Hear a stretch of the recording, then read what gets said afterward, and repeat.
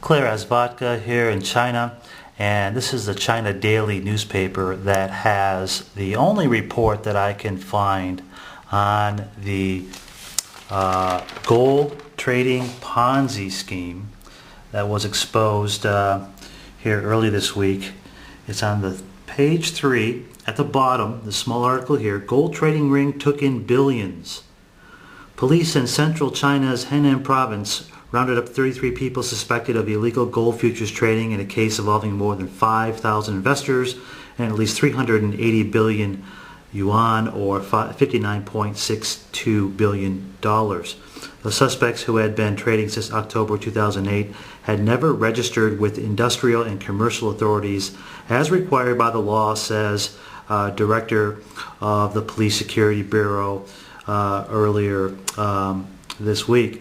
They promoted gold investments in local London gold, the London gold market in Hong Kong, which is illegal actually in the mainland. There's still a regulation there where you can't do that through Hong Kong and China. That has not been lifted. That goes back, of course, before Hong Kong had transferred over to sole possession of the Chinese government. According to the authorities, the suspects claim to be agents of overseas companies dealing with London gold, and promises of huge returns persuaded investors to establish accounts on the internet for local London gold. They did not inform investors of risks in transactions or sign detailed contracts with them, and they charged exorbitant consulting fees for the deals.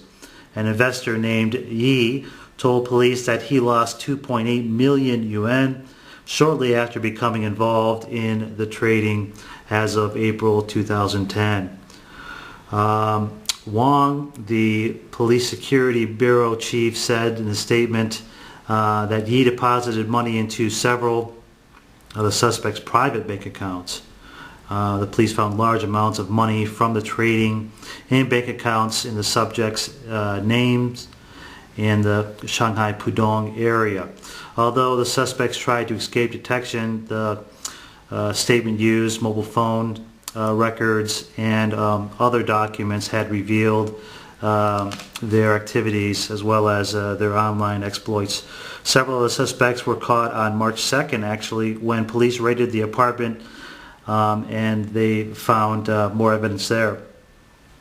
They're still investigating the case and seeing how deep it goes, but it is true, it does involve a dollar amount that is larger than the Bernie Maddoff Ponzi scheme. And I missed it in my news report here earlier this week.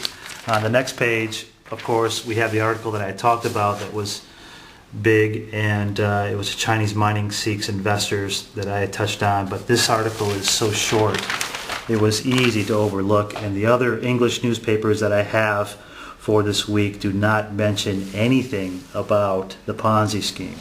So what does that mean for gold and silver prices? Well, gold prices haven't been affected at all by it. There hasn't been any real significant move in the price.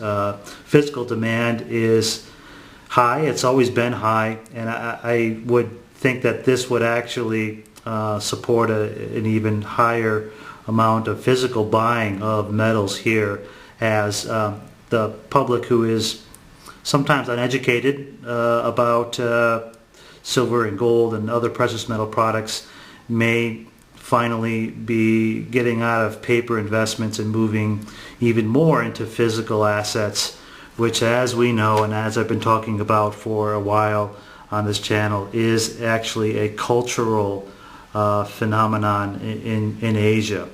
The physical gold and silver market has always been important and relevant, and will continue to be strong as we move along in this tremendous bull run in precious metals.